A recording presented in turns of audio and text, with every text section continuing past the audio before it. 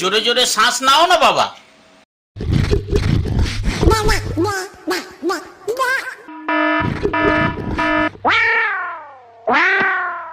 শুনুন, আপনি নিয়মিতভাবে সকাল সন্ধ্যা রাতে 3 বার ঠান্ডা জলে স্নান করবেন।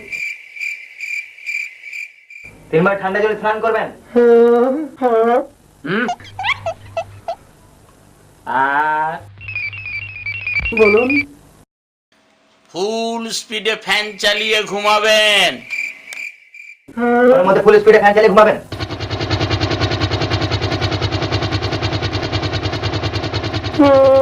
হ্যাঁ। আর বলুন, আপনি সারাদিন বরফের শরবত খাবেন। বরফের শরবত খাবেন?